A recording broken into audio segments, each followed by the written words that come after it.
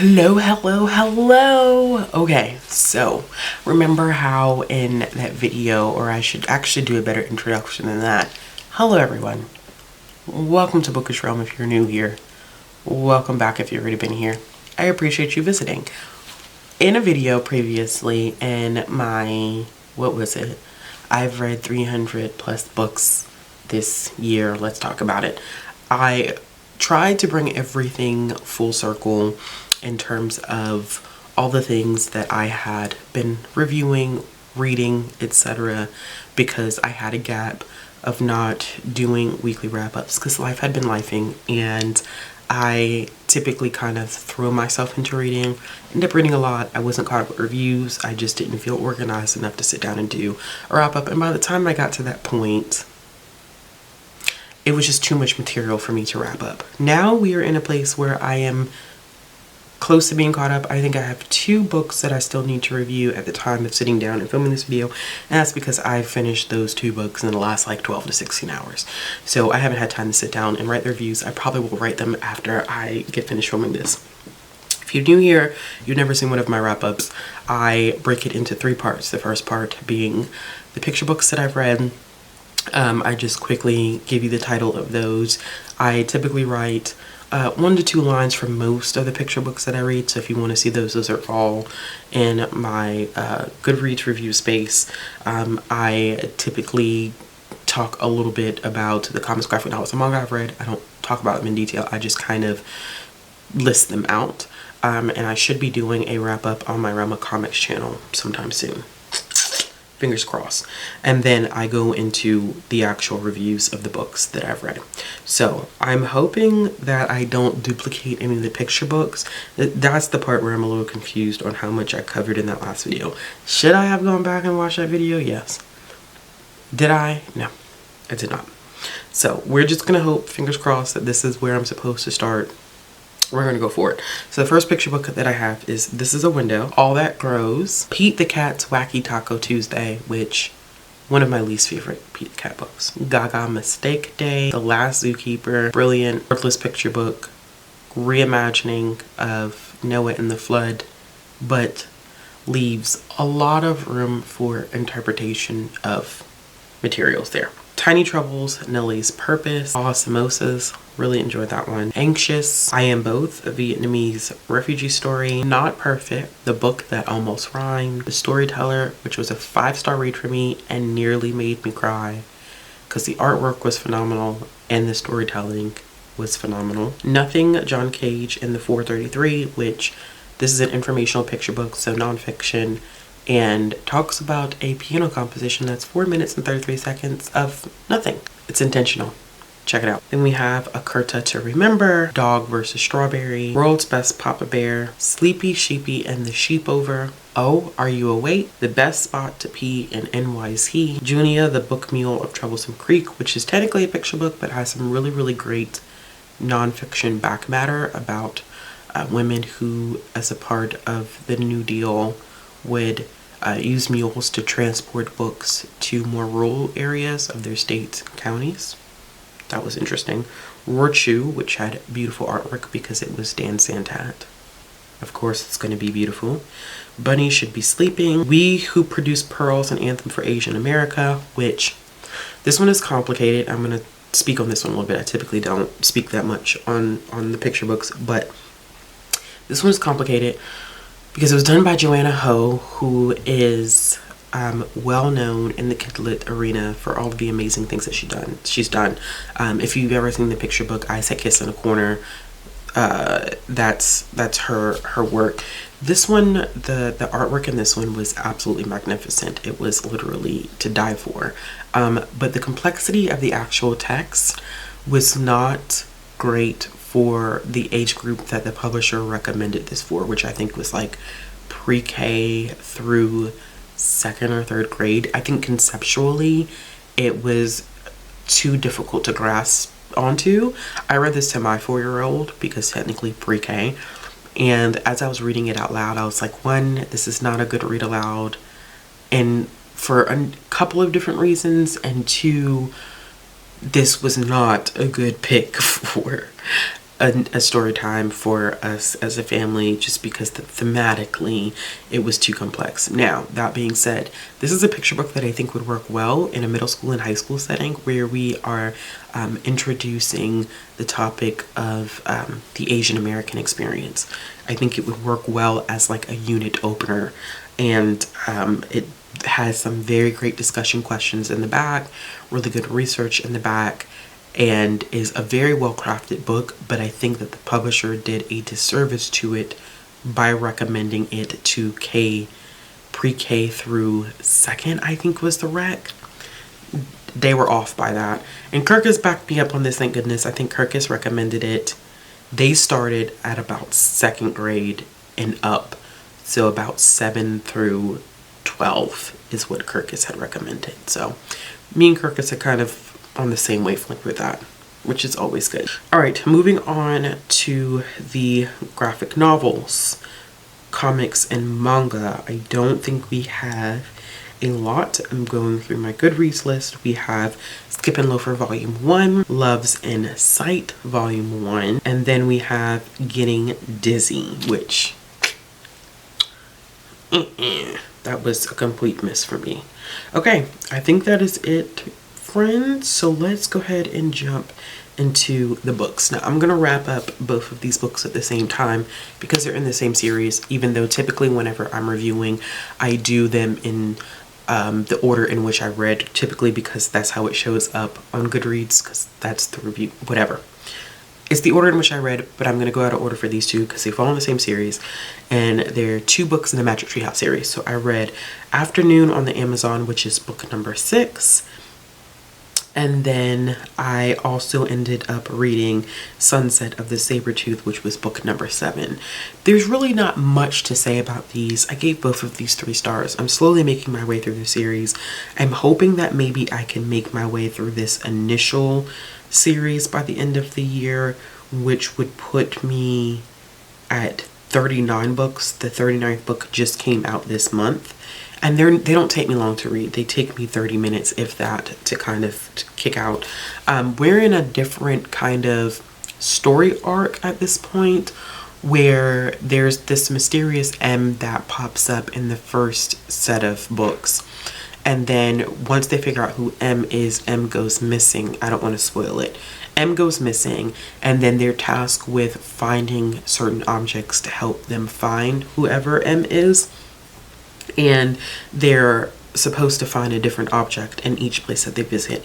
So they visit the Amazon, which I thought was really interesting because there's this introduction to a lot of like unique creatures and stuff that we would see in the Amazon, which I think that this is a good supplement for those elementary schools that may be doing geography lessons, particularly studying the Amazon. Same thing, actually, you know, not too far off. The 7th book as well, Sunset of the Sabertooth. Not so much geography, but like in history, studying different times in history. This is during the Ice Age. So these are good supplemental texts, I think. For educators, they're good for readers who are becoming more independent. They have illustrations, very, very simple sentence structures, simple text in general. I mean, I'm not 100% getting like super interesting plot and stuff like this, but I think because the series is so popular and it's been published starting in the early 90s, and I mean, we're still seeing more of these come out up until this period, I just have an interest in picking them up. I gave both of those 3 stars. The next 2 that I will be picking up that you may see in next week's wrap up are going to be Midnight on the Moon and then Dolphins at Daybreak. So I'm taking them kind of like 2 at a time to see how far that will get me. But those are the 2 Magic Tree House books that I read. And then we are going to talk about this book because I was supposed to talk about this book last week and I just didn't talk about this book. So I also did a reread of Outlander. I read Outlander almost 10 years ago, and I thought that it would be interesting for me to pick the book back up as an older adult and being able to see things through a different lens, through a more critical lens. And needless to say, I did not enjoy Outlander as much as I had enjoyed Outlander in the past.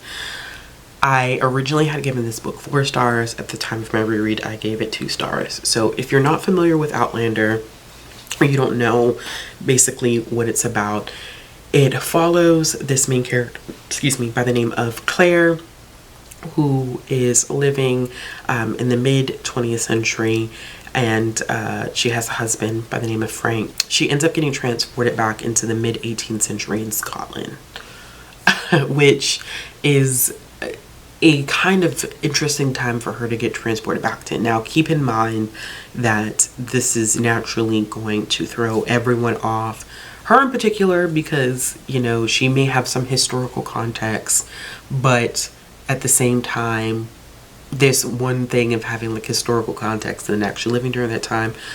The way she dresses and carries herself and things she says are clearly obvious that she's not from that area. Now, they can't, of course, think that different time period, but they know that she's not one of them. One, of course, being that she is English, a bunch of Scots. So there's that. This is a very detailed oriented story, and for that I must give the book credit. It is not romantic to me. I feel like this leans more for me historical fiction than romance, and I'm going to get to that in a second. So the history nerd in me really appreciates all of the interesting historical points of reference in it, in terms of just the culture, the community, the environment, the pending battle that will occur between the Scots and the English, and what that does to the Scottish community, and her knowledge of that, and how she tries to in some ways alter time. But it's kind of hard to do that, considering that how is anybody going to believe that you have access to or know any of this information? Now, with that being said, one of my biggest things about Outlander is I go into this knowing that it's very, very beloved by people, and I was one of those people a long time ago. But I think going back into this for the second time, I noticed that Gabaldon, however you say her last name, is very keen on violence. And it's not just violence, it's sexual violence too, that is very, very hard to look over, and hard in the sense that it almost reads as though it's violence for the sake of violence. And it's not saying like, oh, you know, if it was only one time I could totally understand. That's not what I'm saying at all. What I'm saying is that I think in some ways part of me was trying to understand that maybe she was using this to illustrate the plight of women during that time period and the manner in which they would have been treated, right? But I think that even knowing that knowledge, the excessive amount of ways that sexual violence was used against women in order to punish them, to exude a sense of power, control, in order to, you know, just prove that they had no status during this time, was a bit much. And even there's some iffy consent things going on between Claire and Jamie, who are our protagonists. There's much to be said about the relationship between Claire and Jamie, because, you know, Claire is in this position where she's forced to marry Jamie because of the situation that she is in. So she ends up meeting this English captain, officer, whatever, that is the direct, her husband is a direct descendant of this man. In fact, they look just alike. And in the TV show, the same actor plays both of the characters because of how identical they are described to be in the text. And in order to prevent her from being under the control of the English, she is forced to marry Jamie. And you know, in that sense, it's kind of like, you know, okay, you're doing this because it's a way to make sure that you are saved, and it is a way to make sure that at the end of the day, you can find your way back to your husband.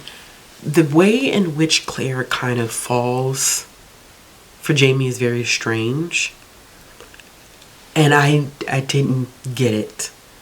It was supposed to be portrayed as like romantic, but I couldn't help but feeling as though, you know, we just kind of gave up on finding Frank at some point. We're just kind of like, yeah, screw Frank.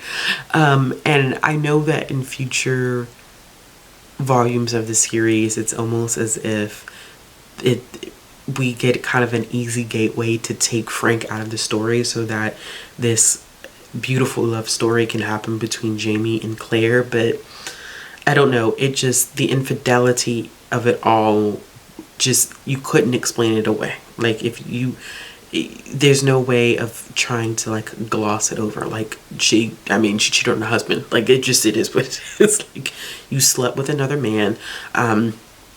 You know, first go around is just kind of like, okay, you know, you have to prove that you consummated the marriage. But I don't know, it just felt so excessive. And it's not like it like bothered me, but I couldn't buy into all of a sudden, I love Jamie, and I'm like, but how? Where did the romance happen? Because it kind of lost me with that.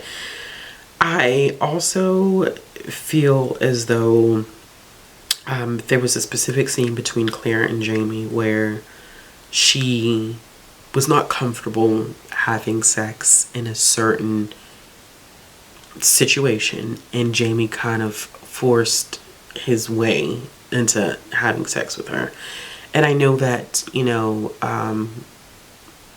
dubious consent is a thing that is in romance, but it just, with all the other threats of violence, I just, you know, did we have to do that? Like, I don't know. It was a choice. Like, that was a choice that was actively made, and I don't know if it was a necessary choice.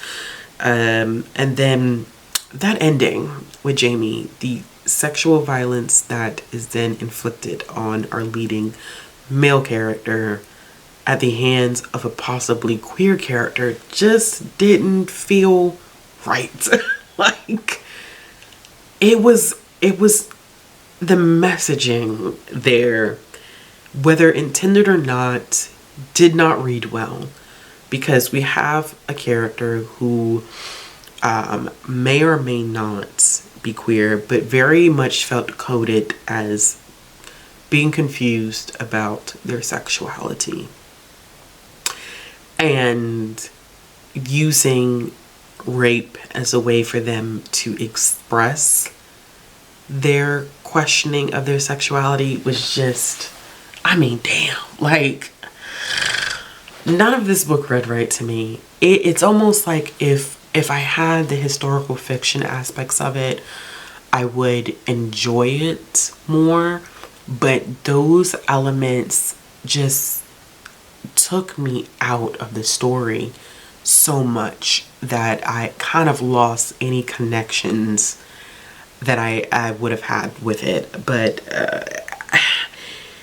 it was cringe, y'all. It was, a lot of it was super cringeworthy, and I'm still waffling between, like, do I continue this knowing that the sexual violence doesn't stop, or do I just kind of put a pause on it? And I've had some people comment on my Goodreads review and said, like, you should try some other historical fiction that captures the same time period, or some fiction or nonfiction written by Scottish people. And I think like 90% of me is leaning in that direction because I'm interested in the time period, and I'm interested in reading more nonfiction and historical fiction about the time period. But I just don't feel like this series is going to be it for me. Like, there's that curiosity, but then, like, I know what ends up happening, especially to a child, and I don't know. The more I think about it, the more I'm like, girl, no. But if y'all have any recommendations for books that take place around this time period that you think I would enjoy, let me know, because this was a 2-star read for me. And technically, I really should have given it 1, but I was being kind of generous because I like the historical aspects of it. All right, moving on to something that's a little bit lighter. I have a lot of mid-reads coming up. Not really. I think these are probably like 2 of my most mid-reads. The next one I ended up reading was We Got the Beat by Jenna Miller, which every time I say that title, I then start thinking about the song. We got the beat, we got the beat, we the beat, we got the beat. Like, there are a lot of YA books right now that are using song, like tidbits of songs as their titles, and not really technically, because it's not enough for a copyright infringement, but it's enough that if you're like my age, you can instantaneously recognize it. Like, there was a book that came out last year that was called When You Walk On By. Like, come on. Like, we know when you walk on by. Like, we... Anyway. I've been trying to make it through as many 2024 new releases in Kidlit as possible. So that includes children's fiction, young adult fiction, nonfiction stuff, picture books, graphic novels, beginner readers. It's been this whole thing that I've been doing. And so this was one that I had been waiting for on Libby, and it finally came through. So it focuses on 2 main characters, primarily told through the perspective, and not primarily, it is only told through the perspective of a main character named Jordan. So Jordan is plus size, nerdy, loves to write, works for the school newspaper, and is looking forward to possibly becoming editor of the school newspaper. Unfortunately, she doesn't get the editor position, and she is bummed out about it because not only had she been gunning for that position, but then on top of that, she is forced to cover the volleyball team. And she's upset because her former friend turned rival Mackenzie is a part of this volleyball team. And so she has to spend time with Mackenzie, and she's not happy about that. I should say too that Jordan is openly queer. And so as she begins the interview process, there's, you know, she's kind of out in terms of like revenge type of plot situation. But as she talks to Mackenzie more, she starts to realize that her perception of the downfall of their relationship is not what she expected it to be. There's more to the story than what she actually knew. One thing that worked about this, and one thing I think is important going into this book, is that if you're looking for a cute, light, fluffy YA romance, then you probably will enjoy this one. I liked that Jordan was a book nerd, that she was open about being queer, she was confident in it, and then she was also confident in being plus size, her body size. And there was a little bit of tension in terms of body image with her mother, but that quickly gets resolved in a different section of the plot. But it never is Jordan feeling uncomfortable with her body. I think that a lot of times YA books include plus size characters, but they're on that journey of body acceptance. So it was nice to get a character that already was in that space. Not to say that there wasn't any external conflict, but we weren't dealing with a lot of internal conflict, which I did enjoy. So one of my huge hiccups about this, because I ended up giving this book 3 stars, is that the characters were too perfect. This is a YA book. Teenagers are messy, okay? And not always like messy in a bad way, but messy in the sense that it's developmentally appropriate, it's beautiful, it's, you know, coming of age, it's learning a lot about yourself. But these characters were so perfect that they felt one-dimensional. The communication was perfect. The relationships were perfect. It just was too crossing my T's, dotting my I's type of situation, and I wasn't a huge fan of that. And so that perfection kind of actually bled into the relationship dynamic between Jordan and Mackenzie. I never was fully able to buy into their romance because everything felt so surface level. For them to have been rivals and then to develop this friendship and later romantic relationship, there was no, not to say there was no tension, I shouldn't say that. There wasn't enough tension. And so I didn't really buy into it. And then there was something that Mackenzie did that I didn't like. And I don't feel like we got to hold her accountable for that and come full circle to that moment where she asked Jordan to do something where I was like, yeah, but you shouldn't put Jordan in that position. I thought it was just very unfair for her to do it, and it just felt like that was actually never addressed, and it just, all of it led to an anticlimactic resolution. And it's not to say that I don't like the characters, but it didn't have the necessary oomph that I'm used to make it a great read. For the reasons that I listed, it was just simply a solid read. So if you're looking for like a simplistic, cute, like I said, fluffy YA romance, then you probably would enjoy this one. Okay, so the next thing that I ended up reading was The Son of Neptune, which is the second book in the Heroes of Olympus series. This is my second time reading this, but it's been so long since I read it that it was nice diving into the story and realizing like, dang, there was a lot that I actually ended up forgetting. So I can't really say too much about this because it is the second book in the series, but we are now shifting back to Percy, and we are getting perspectives from the characters at this other place. I'm trying so hard like not to spoil it because I don't want to assume that everyone has read this, but there's two new characters, Hazel and Frank, that are introduced to the series, and it's important for the entire narrative as a whole. So one of the things that I realized in rereading this that I actually enjoyed is that, you know, to go from Percy Jackson and the Olympians to Percy Jackson and the Heroes of Olympus, we're not in Percy's head all the time. And while I do enjoy Percy as a character, I'm glad that we got this change in narrative where we are seeing multiple perspectives, because these group of demigods are very significant to the prophecy as a whole.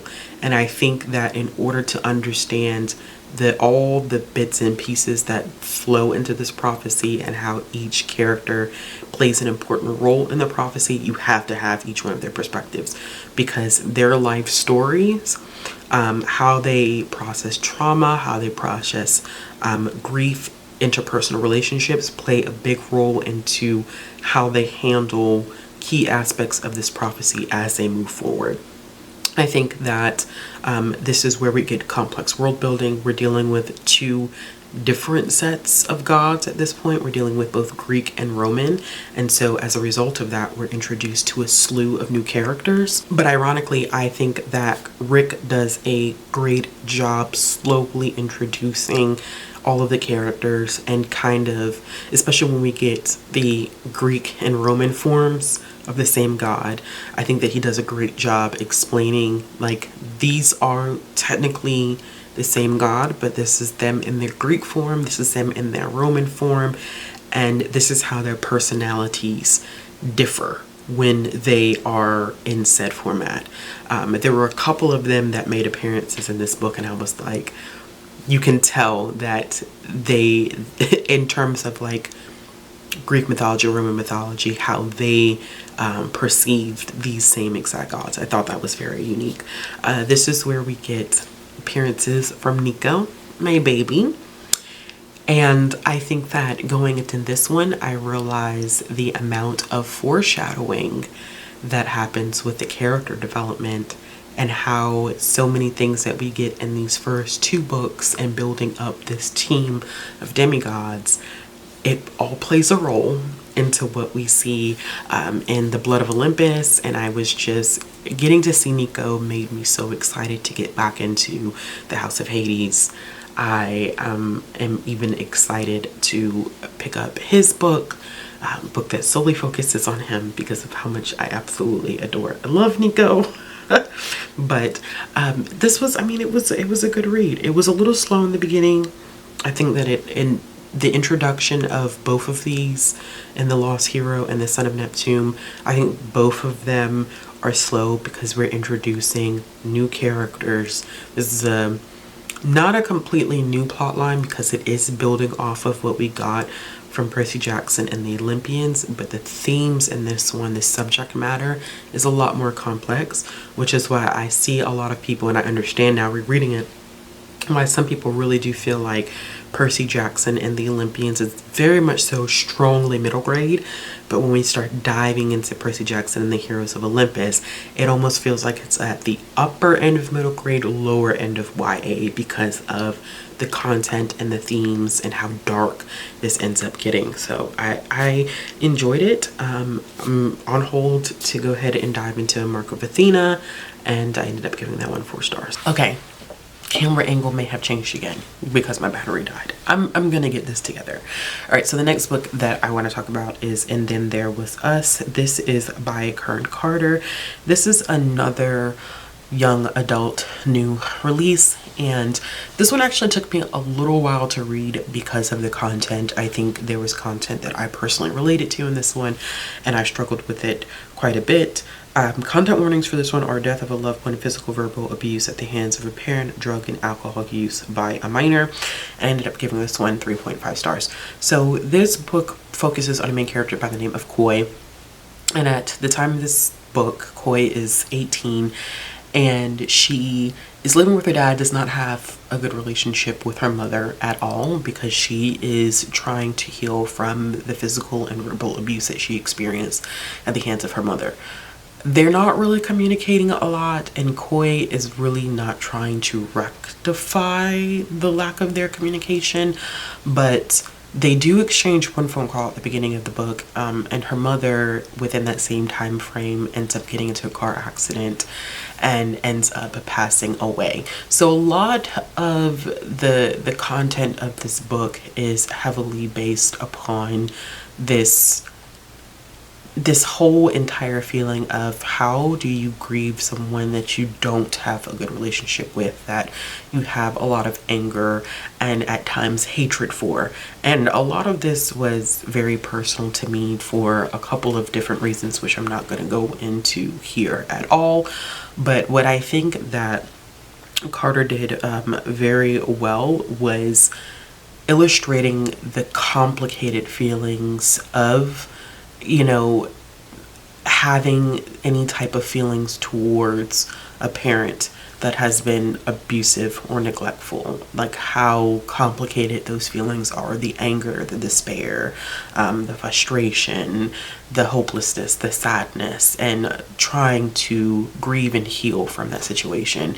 It is a whole lot to deal with, and I think that Carter does a very, very good job illustrating that through the main character. I also like the relationship that existed between Koi and her little sister. So her little sister was present for a lot of the abuse, so they have the same mother but different fathers, and so she saw a lot of it, and at one point the mother asked Koi to leave the house. She didn't want her in the house anymore, and so that caused kind of a disruption in the relationship between Koi and her sister.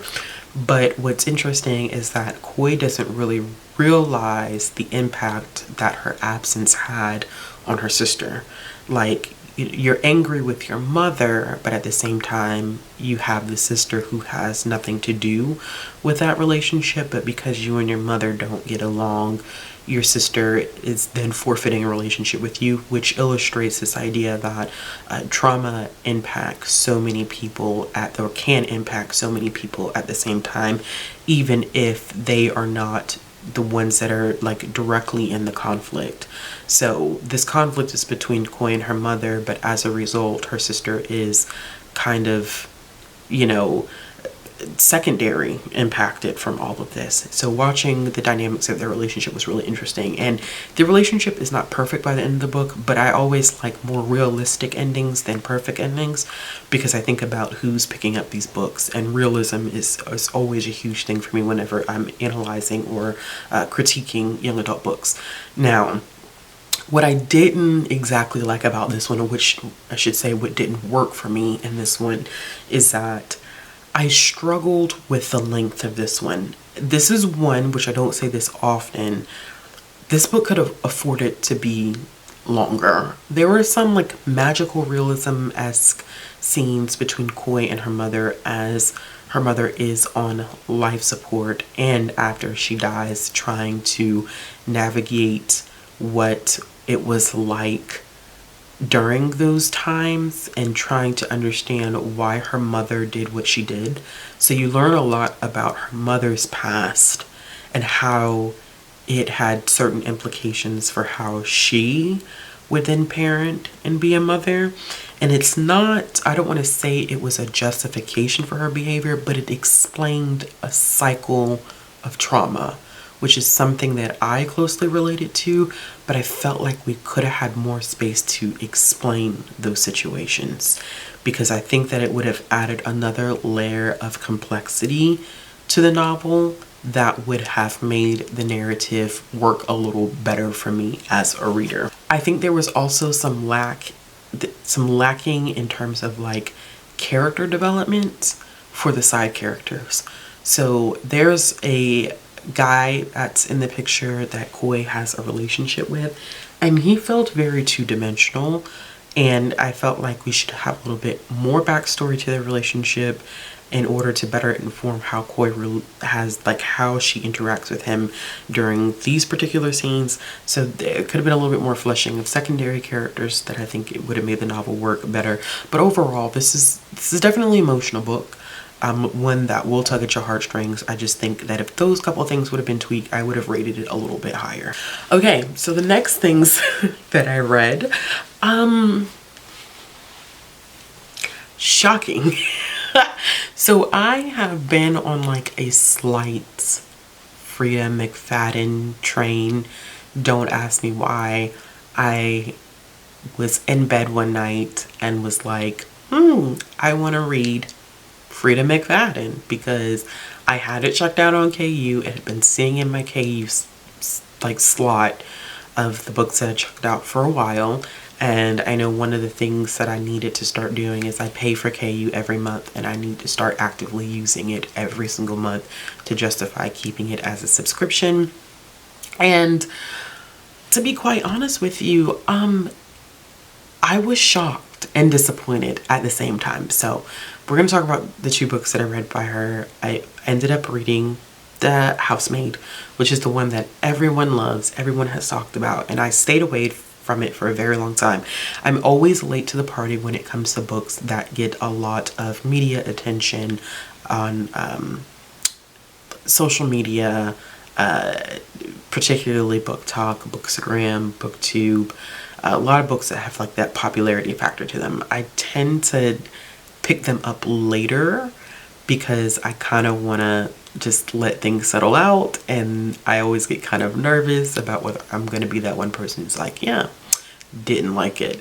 And it has happened, and other times I found this year there have been a couple of like more popular trendy books that I've read that actually haven't been that bad.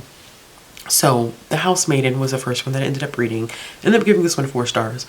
I don't know, it kind of seems kind of weird for me to explain it because I feel like so many people have already read this, and then it's kind of hard to explain because you don't want to give too much away because these are adult thrillers. This is about a main character by the name of Millie who is getting a job as a housemaid. She is an ex-felon. You don't really understand why in the beginning, but it comes full circle at the end. And she's nervous about getting this job because she has a record, and she's basically thinks she's not going to get it. Of course, naturally, not a spoiler, she ends up getting the position. And things are strange. So the woman who interviews her definitely... It's so hard to talk about this one. The woman who interviewed, knowing everything, it's kind of hard to talk about this without like giving too much away. The woman who interviews her seems very put together at first, right? And it seems like everything is okay. When she starts working for this woman, her behavior becomes extremely erratic. Just the most random, weird things she starts engaging in. And so Millie's kind of like, yeah, what exactly did I sign up for? But she's kind of stuck because she has to have a job because she's still on parole. And so one of the conditions of parole is to maintain this job. So she's kind of like stuck, and she needs the money. It's a live-in position, But the more she stays there, the more she lives there, the more she's like, what in the world is this thing that's happening? So I can't really say much beyond that. One of the things that I did notice about Frida McFadden's writing, which is what I think a lot of people cling to, is that her writing is very simplistic. I had said in my written review, I'm very interested in knowing the Lexile number of this book. So Lexile is a scale that a lot of educators use to determine the reading level of a book. It's definitely used heavily in secondary school, and it helps people better be able to recommend books that fit within a child's ability to read on the Lexile scale. The higher the number, the more complicated the text is. Not content, we're not talking about content, we're talking about readability. And I want to have a further discussion on Lexile and why I think people are so stuck, adults in particular, are stuck on no longer wanting to read YA because of the maturity of it, but wanting that same ease of access. I think a lot of that has to do with the Lexile, the readability, the reading level of the text is what people enjoy. Frida McFadden writes very simplistic, almost like an elementary primer. It's easy to read her books. I read The Housemaid in under 24 hours. And it is a, hold on, it is a 338 page book. That's the Kindle version, it's 338 pages. I read it in less than 24 hours. That says a lot. That means I read it rather quickly, and that was because it was easy to digest. I almost read it as quickly as I would read a middle grade book that I'm sitting down and reading physically. It doesn't take me long to make it through because the readability, very simplistic. Same with Frida McFadden. She's also very good at hooking her readers into the story. That doesn't mean that the logic is always there, and there are a lot of plot holes in her books, which I'm going to talk about in the second book that I read. But everything doesn't always add up. In this specific book, I couldn't buy into the fact that Millie had done hard time and was behaving the way she was behaving. Granted, I think that Frida does make up for that towards the end of the book, but if you know anybody that served time, like, some of the things she was doing, I was like, It's especially when you find out what she's done time for. Like, it doesn't necessarily always make sense, but she does know how to hook her readers. So you as a reader may think that you know exactly what's going on, which is technically, in my opinion, the marking of a good thriller. I'm like, okay, yeah, I know where this is going. Let me tell y'all something. In part one, I was like, oh yeah, I know where this is going. I got to part two and I was like, wait, what? Absolutely not. Then I got to part three and I said, jaw unhinged. Then I got to the epilogue. I said, girl, let me go ahead and check out the second book. So she knows how to draw her readers in and keep them invested in the story and continue to hook them and hook them and hook them. So there's this ease of access, and there's also this high level of drama that keeps readers invested in the story. So she knows how to write a very, I don't want to say clickbaity, but whatever the equivalent of that would be is what Frida McFadden does. Which means they're not always going to be the best books, but they're very entertaining. And that's what I think that people like about her books. I mean, this first one has over 1.1 million ratings on it. Like, that's a lot considering I'm talking about it from like a Goodreads perspective with 99,000 reviews. That's pretty hefty. It was a fun read. It was a fun read.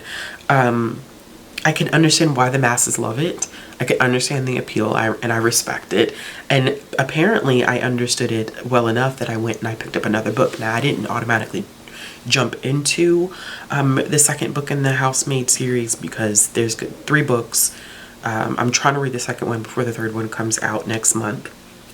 But I went and picked up her newest release, which was The Teacher. Now, this one, I must say, has heavy content warnings for grooming and inappropriate relationship dynamic between a teacher and a high school student. This one got 2 stars from me. And I think it was because the content for me was difficult. And it's not to say that someone can't write about that dynamic of these relationships. And she does illustrate in some ways how it's wrong. The power dynamic and how the characters really struggle with this relationship that's going on. The book itself focuses on a couple. They're both teachers in high school. Our lead female character is obsessed with shoes. The shoe obsession really threw me for a loop there. And then our lead male character is, I don't think he's obsessed with pasta. He's obsessed with Italian food. I don't know, they're just very strange humans. And their relationship has kind of fizzled. They are very much so stuck in a routine. She's not well liked at the school. She teaches math. He's very well liked at the school. He teaches, what does he teach? He teaches English. And so she's not excited about their relationship dynamic at all anymore. She just feels like they just are not physically intimate anymore. He's kind of just doing his own thing.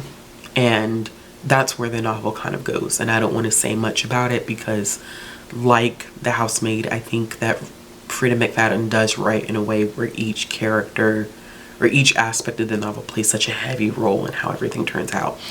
This is one that I have not written a physical review or written a Goodreads review for. And it's one that I'm going to struggle to write a review for because of how much I can't say and how much I want to say about this one. Because I think that I would have rated this book higher, to be honest with you, if it wasn't for the final twist. Going through this entire book, I knew how it was going to play out in terms of who was doing what, who was involved, and the issues that were aligned with it. What I did not see coming was, it was 2 twists, kind of. And both of the twists invalidated for me the entire book. And there's no explicit way for me to talk about that without getting into the spoilers. I think that mathematically, the first part could have happened. It's not that it couldn't have happened. It's a stretch. But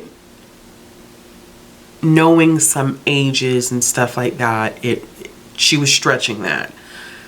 The second one made absolutely no sense because somebody was appearing to stand up for the right thing and showing how wrong something was, only to be actually technically doing the same thing. So it invalidated the morals of that character, which made no one likable. No one was, I mean, in terms of the students, unfortunate what they were going through personality wise, not likable at all. So at that point, when I get to the end and it's that final twist, granted my jaw kind of snapped, unhinged. I was like, that I did not see coming. But how the other character didn't know the identity of this character and didn't realize that they were also engaging in something that was not okay, there's no way. There's no way that could have happened. It's not possible that character did not know who that second character was. There's no way. And so it just invalidates everything that I think Freida McFadden was trying to do with this book. It completely negates it all, and which made the novel for me, I didn't like it. So I think that This won't be, of course, because I'm already reading the second Housemaid book, but I think Freida McFadden is going to be the author for me, where there's going to be some aspects of her books that I like really, really enjoy, and there's going to be books that she writes that I'm going to be like, yeah, no, like complete dud, like not going to work with it. So it's interesting to see the reviews on The Teacher. Some people really, really enjoyed it, and then there's people like me who are like, yo, that book has so many plot holes in it, there's no way. The logical side of me is like, I can't see past the plot holes, because the plot holes ruin the entirety, the purpose, or the messaging behind that book, if that's what she was going for. Okay, and the last one that I'm going to talk about is one that I haven't written a review for yet, but honey, one of my favorite romances of 2024. So I ended up reading The Oath, a Why Choose novel by T.M. Richardson. This is T.M. Richardson's debut.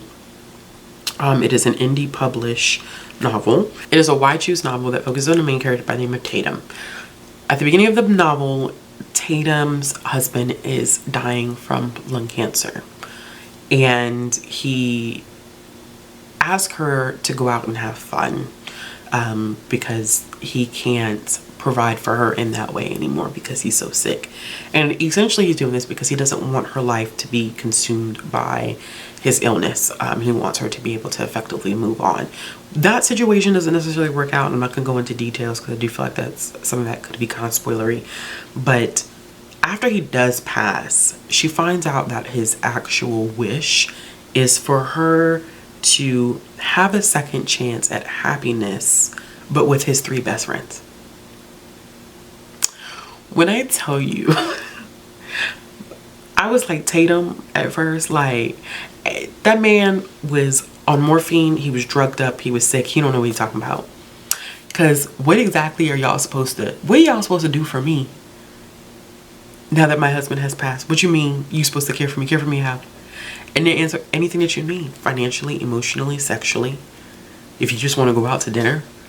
And she's like, this is, what century are we in that y'all feel like y'all could, you know, I could be passed off in a will from one man to another.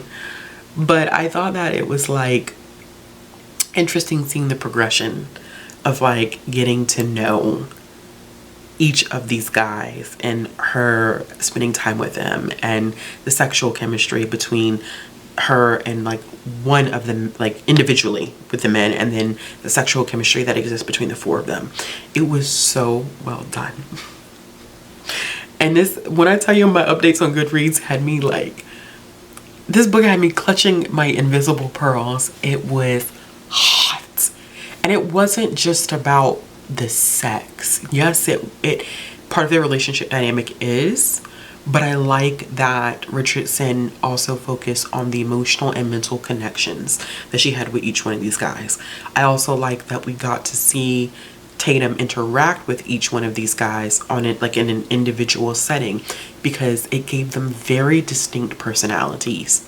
So you get to see them date, you get to see her have sex with them individually, which I think is super important because it also illustrates how they function as a group in just a dating setting, and then also in a sexual setting. Each person plays their roles, and I thought that that was very unique and very smart to do, because it would have been easy to create the situation in every character doesn't get their own one-on-one time, and so you don't get that very distinct personality development, which would be at the detriment or cost of the novel as a whole. So I felt like I knew each one of these characters. They didn't blend together. It wasn't hard to tell the difference between who was who, because they had very distinct personality traits that were reflected just general conversation, and then also sexually. Very, very distinct personalities. I liked that there was a lot of communication that happened between the 4 of them. They had a very specific place where they would meet and they would talk things out. They would have dinner, they would have drinks, and it didn't always have to be like sexual in nature. It was like, you know, my husband passed. This is how I'm feeling right now. This is my expectation of y'all. This is what I want from you. This is what I don't want from you. I don't want you filling the role of my husband. I want you to be able to communicate and deal with me and be the best version of yourself. I don't need you to be my husband. You know, I have a son, so she does have a son.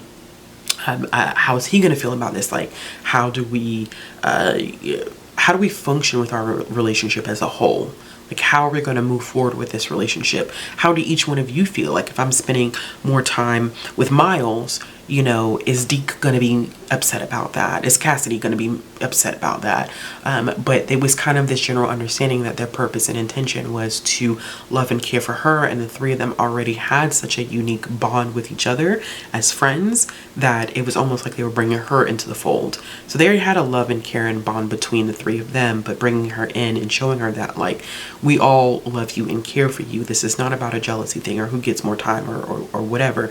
It's about making sure that we help you find your second chance at happiness, because we love and respect Franklin, which is her husband. We love and respect him so much that we want to make sure that we're doing what he asks us to do and providing for you. It was so romantic. And you would think, like, as much as I, you know, joke about clutching my pearls and how hot and steamy it is, because it was, but it's also romantic. They truly do care about this woman. They appreciate her. They worship her in a way that is befitting of any human that is in a partnership. And she does the same for them. It's a very unique and beautiful exchange. Now, I've seen people kind of label this one wrong, but this is an MMFM romance. So if you don't know, how the letters form next to each other illustrates like who's willing to have physical contact with who. So in an MMFM, you have two men who are willing to have physical contact with each other during sexual experiences, and then you have a woman who's willing to have sexual experiences with all of the men, and then you have a man who is not willing to have sexual interactions with the other two men, but he will have sexual experiences with a woman. So I've seen it kind of like jumbled up in different ways, but it's an MMFM romance. But I really enjoy this one. My only criticism of this one is that I felt as though the end could have been fleshed out just a little bit. There's this kind of conflict that arises, and I think that the resolution kind of happened like that. And I think that we should have just a little bit more meat in that section to make it flow a little bit smoother. But 4.5 stars. This was good. This was so good. I can't believe it's a debut. Like, and the second book comes out next month. It's either next month or July. And I'm pissed that I have to wait that long, but at least it's not next year, right? So there's that. All right, y'all. So on to what I'm currently reading, so we can go ahead and wrap this up. As I said before, pulling up my Goodreads again, I am currently reading what is the second book in the Housemaid series? I'm reading The Housemaid's Secret right now. I probably will make it through that relatively quickly within the next couple days. I'm also reading The Last Blood Carver by Vanessa Lee. This is young adult fantasy, but the magic system is a magical system. It's very interesting. The main character can alter your anatomy with a single touch. Yes. I'm also reading The Marriage Sabbatical. I'm almost finished with this one. I need to post a review. I was in contact with a PR person of this book, and they sent me a copy of it, although my copy took a while to come, so I went ahead and checked it out from the library. But I'm almost finished with this one, reading this one physically, and it is about a couple who decides to take a sabbatical from their marriage. And when they're taking their sabbatical, they are allowed to have relations with other people. And it's really about them, I think, finding themselves and then finding their way back to their marriage. And I'm actually enjoying that one as well. So those are 3 books that I'm focusing on for the moment. I'm in between a lot of other things, but I just wanted to highlight those specific books because those are the ones that I'm going to try to finish first. Those are kind of priority, although I have a laundry list of other things that I'll be reading. But let me know in the comments down below what you've read in the last couple weeks. If you like this video, give it a thumbs up. If you want to see more content from me, click the subscribe button and hit the bell for notifications. And if you are looking to support the channel, follow me on social media. All the links will be down in the description box below. And I'll be back with another video soon. Bye! Like a blazing flare,